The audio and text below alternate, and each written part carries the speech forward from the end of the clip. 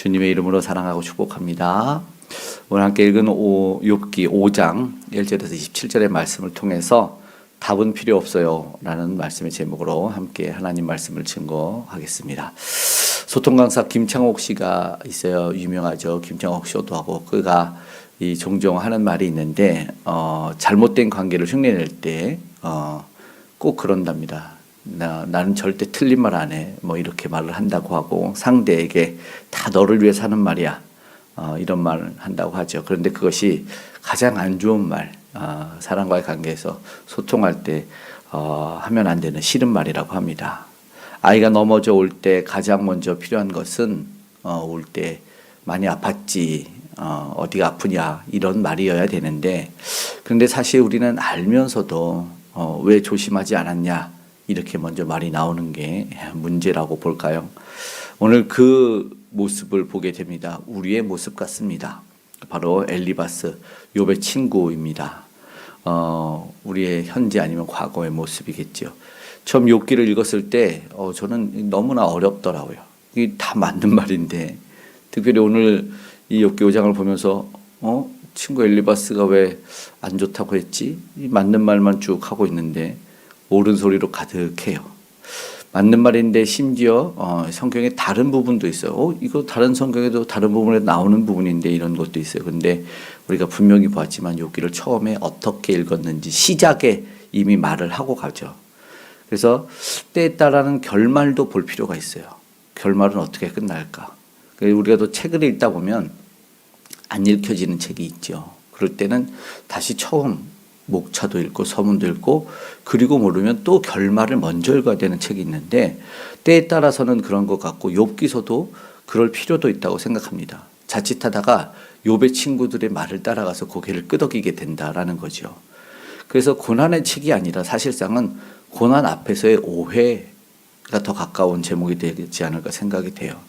가장 연장자였던 욥의 친구 엘리바스 4장에 이어서 한 번 더 5장의 본문에 이어지고 있는데요. 욥에게 주었던 위로는 이미 침묵에 있을 때만 끝이 났고 지금은 판단자, 정죄자. 너가 욥 이래서 잘못했을 거야. 다 가정이고 추정인데 계속해서 하고 있습니다. 먼저는 내게 응답할 자가 있겠냐. 고난의 부르짖음을 미련한 사람으로 규정합니다. 오늘 그래서 사실은 강도가 조금 올라가는 것 같아요. 1절의 말씀에 5장 1절에 어떻게 시작할까요? 한번 읽어볼까요? 너는 부르짖어보라. 내게 응답할 자가 있겠느냐? 거룩한 자 중에 내게 누구에게로 향하겠느냐? 어떻게 보면 이게 신앙적인 충고죠. 사실은 넌 부르짖음도 없다 이런 뜻이에요. 필요 없다. 너같이 미련한 사람은 소용없다. 그런데 우리가 욥의 부정한 사람이 아니라 앞서 고통의 크기로 인해서 자신의 존재 자체를 부인했을 뿐이지 하나님에 대한 불경을 쏟아낸 건 아니죠. 그러니까는 이 3장의 욥이 했던 탄식과 절규를 생각해 보면은 비명을 질렀다라고 보면 맞아요. 아팠을 때 우리가 소리를 끼약 지르는 것 같은 그런 것이라고 소리쳤는데 아파서 왜 소리치냐라고 정죄할 때가 있는 것이죠. 왜 그런 말을 하나 믿는 사람이 그러면 되겠느냐? 우리도 종종 이럴 때가 있잖아요. 답답할 때가 있습니다. 믿는 사람도 소리도 낼 수 있고 울 수도 있고 화도 낼 수 있고 분노할 수도 있어요. 고통 속에서 소리치는 것도 또 침묵하는 것도 사실은 만약에 우리에게 허락되지 않는다면 고통이 바로 사망으로 이어지지 않을까 생각됩니다. 우리에게도 고통이 분명히 있습니다. 이 땅에 존재하죠. 근데 고통이 유익이 될 때가 있어요. 오늘 엘리바스도 고통이 유익이 될 때 있다는 얘기를 하죠. 다윗의 고백처럼 주의 율례를 배우게 할 때가 있습니다. 고난 자체를 뭐라고 할 수는 없는 거죠. 그래서 죄랑 묶어버리면 안 된다라는 겁니다. 우리가 시편을 보면은 찬양의 시도 있고 그리고 또 참의 시도 있지만 탄원시가 있어요.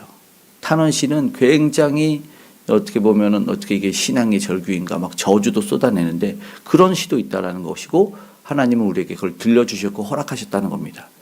그리고 분노와 시기로 해석이 됩니다. 이게 편협한 한쪽으로 치우친 신학들이 있거든요. 이게 위험하죠. 2절의 말씀이에요. 또 읽어보죠. 분노가 미련한 자를 죽이고 시기가 어리석은 자를 멸하느니라. 지금 엘리바스가 욥을 분노와 시기라고 미련하다고 정죄하고 있어요. 근데 이게 욥은 우리가 알지만 상실이 얼마나 컸는지 알죠. 그냥 터져나오는 외침인데 엘리바스는 자기가 아는 신학 있죠. 내가 아는 신학의 말로 측정한 거예요. 그러니까 욥을 헤아리진 않았어요. 지금 욥에게 필요한 것은 그거였는데, 그래서 고난을 어떻게 했죠? 이 고난은 무엇 때문에 생긴 것 같다. 아니 그렇다라고 정죄하고 단정 지어요. 그래서 사실은 그 사람이 고난 속에서 어떠할까를 봐야 되는데 그건 없다라는 거죠. 놓친 게 바로 그겁니다. 그러니까 신앙적으로 성숙한 사람들도 옳은 말을 하고 옳은 행동을 한다고 하지만 오류를 할 수 있어요. 우리도 종종 실수할 수 있죠. 뭐 목사라고 안 하나요? 장로님, 권사님 다 어른들도 옳은 말 하다가 아이들에게 상처 줄 때도 있고 그렇죠. 그런데 선 조치 후 보고라는 것이 있지 않습니까? 급한 사람, 빠진 사람은 빨리 먼저 살려내야 될 때가 맞아요. 지금 당장 이렇게 물에 빠져 있는 사람한테 생각해 보세요. 당장 막 물에 빠져서 허우적거리고 호흡도 제대로 못하는데 너가 지금 발을 잘못 디뎠냐? 너가 왜 구명조끼 없이 물에 들어갔냐? 이런 얘기를 하면 될까요? 안 된다는 거죠. 때에 따라 늦게 해야 될 말이 있는 것 같습니다. 맞지 않는 말, 어쩌면 진리도 누군가에게는 잔인하게 들릴 수 있다는 거죠. 이어서 올 때 나라면이라는 표정을 쓰죠. 나라면 하나님을 찾을 텐데. 굉장히 날카롭고 무서운 말이 바로 이건데요. 8절의 말씀을 한번 읽어볼까요? 8절입니다. 나라면 하나님을 찾겠고 내일을 하나님께 의탁하리라. 맞는 말이에요. 고난을 겪지 않은 사람의 말입니다.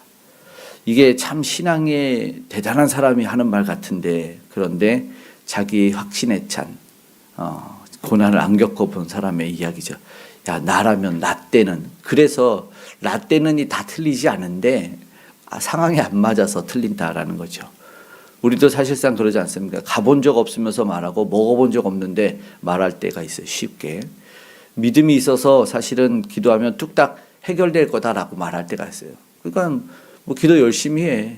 신앙생활 잘해. 그럼 마치 해결될 거야 라고 하는데 사실은 그게 되게 안 맞을 때가 있다는 거죠. 그 입장이 되면은 아픔과 탄식과 신음만 나오는 사람이 있다라는 거죠. 설마 욥이 하나님을 의탁하지 않은 사람이었을까요? 아니었죠. 말로 표현할 수 없는 오히려 아무런 힘이 없는 상태에 빠져버린 것이죠. 욥의 자리에 서본 사람이라면 알 수 있겠지만 지금 엘리바스나 또 저와 여러분도 욥의 상태까지는 아니지 않을까요? 고난을 겪고 있지 않을 때는 쉽게 이야기할 수가 있습니다. 이겨낼 수 있을 것 같고 믿음이면 이겨낼 텐데 왜 그럴 것 같다. 기도하면 될 텐데 왜 기도 안 해? 그런데 실제로 그 자리에 서보면 말할 수가 없고 신음만 터져 나올 때가 있어요. 누가 발을 밟으면은 왜 그랬는지 묻기 전에 으악 하고 빨리 발을 빼죠. 맞아요. 앞에 3장을 한번 보면 욥의 절규와 탄식이었는데 먼저 욥이 얘기했거든요. 하나님이 길을 왜 막으셨을까? 하나님을 원망하기 전에 자기에 대한 이 아픔을 소리쳤고 이야기를 했어요. 그러면서 앞에 25절에 분명하게 얘기하기를 이랬거든요. 나는 음식 앞에서도 탄식이 나며 내가 앓는 소리는 물이 쏟아지는 것 같구나. 무슨 말인지 알죠? 그냥 자기는 으악 아파서 소리치고 비명 질렀다라는 이야기예요. 그 비명과 신음 속에서 하나님을 정중하게 의탁하지 못했고 사실은 제대로 표현할 수 없었어요. 얼마나 어떻게 무엇 때문에 아픈지. 그래서 맞지만 부족한 신학적인 부분이 있다. 사실은 고난을 모두 다 설명할 수 없다는 것이 있어요. 교리적으로. 엘리바스가 말한 대로 오늘 한번 읽어보면 엘리바스가 틀린 말을 안 한 것 같아요. 저도 이게 맞는 말인데 그랬다니까요. 근데 정말 하나님은 위대하시죠. 앞장에서도 하나님보다 깨끗한 분이 누가 있겠느냐. 맞는 말이에요. 그는 가난한 자를 일으키고 징계 후에 회복시키는 분도 맞아요. 상처를 줬다가 낫게 하는 부분도 맞아요. 18절의 말씀도 싸매시는 분입니다. 다른 성경에도 나오는 부분입니다. 호세아에서도 나오는 이야기인데 그런데 지금 보니까 이 말이 욥에게 맞을까라는 게 문제예요. 고난 중에 있는 사람한테 무조건 좋아질 거야. 회개하면 회복될 거야. 하나님은 다 해결해 주시는 분이야가 안 될 때가 있어요. 정말 이해가 안 되는 부분이 있어요. 그토록 열심히 신앙생활 했는데 정말 하나님만 보면서 살았는데 왜 순교자를 허락하셨을까요? 여기에 대해서 누가 답을 쉽게 내릴 수 있을까요? 그리고 순교자의 가족들은 당장 모를 때가 있습니다. 때로는 신앙이 그럴 때가 있다라는 겁니다. 지금은 회복에 대한 이야기가 아니라 그냥 고통이 너무나 무거운 이야기만 하고 있는데 근데 그걸 답을 주겠다.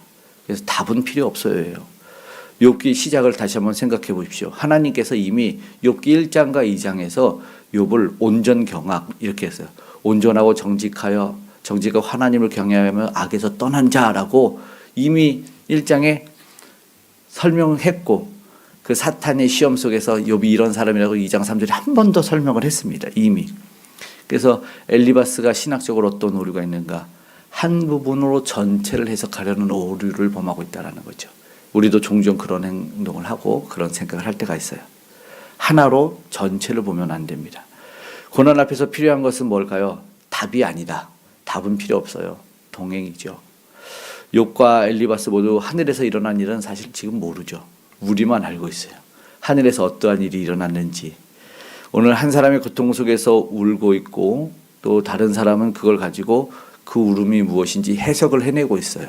자신은 겪어보지도 않고 먹어보지도 않고 가보지도 않았으면서 하나님께서 오늘 우리에게 요구하시는 것은 무엇일까?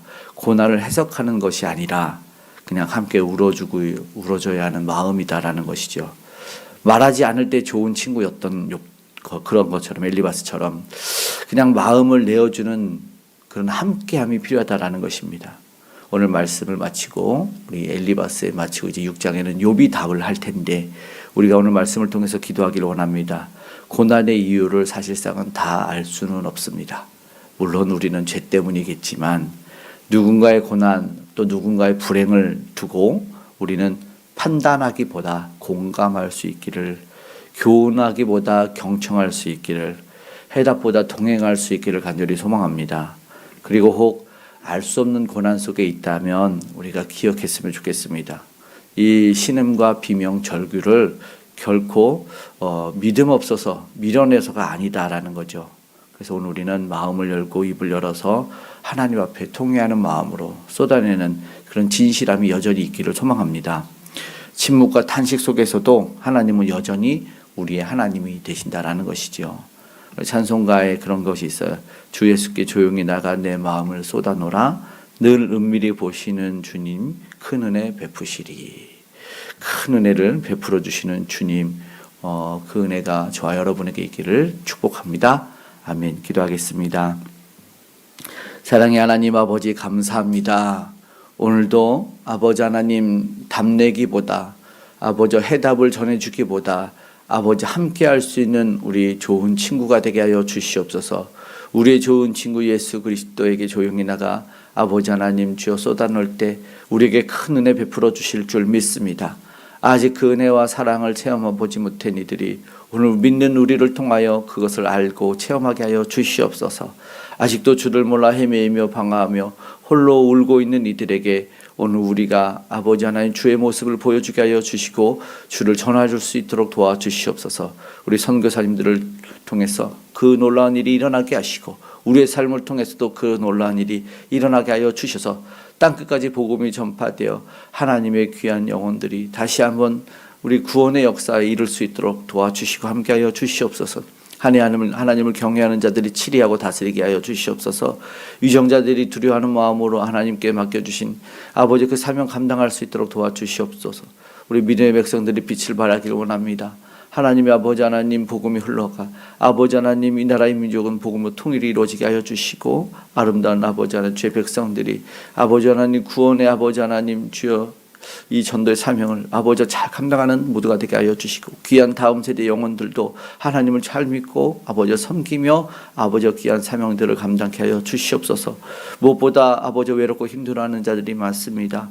아버지의 곤고한 자들을 찾아가 위로하여 주시고 무엇보다 해결할 수 없는 문제들 주님 아버지께 나아갈 때 해결되는 역사, 질병과 암덩어리가 떠나 사라지는 역사를 허락하여 주시옵소서. 그 놀라운 은혜를 체험하여 오늘도 살아 역사하신 하나님, 우리 곁에서 함께 계신 되시는 하나님을 알게 하여 주시옵소서. 하나님의 사랑 안에서 아버지 우리가 끊어지지 않을 줄 믿사오니 오늘도 예수 잘 믿고 잘 전하는 우리가 되게 하여 주시기 원합니다. 기도하는 것이 응답되기를 간절히 소망합니다. 주여 함께하여 주시고 악법이 합법화되지 아니하도록 하나님 은혜를 더하여 주시고 오늘의 모든 기도와 간구 속에 가장 좋은 것으로 응답하시며 함께하시는 주님을 알게 하여 주시옵소서. 주님이 동행하여 주셔서 은혜롭고 복된 아버지 주말을 맞이하고 은혜로운 아버지 하나님 기대하는 주일을 기대하는 우리 모두가 되게 하여 주시옵소서. 감사드리며 고마우신 예수님의 이름으로 기도드리옵나이다. 아멘.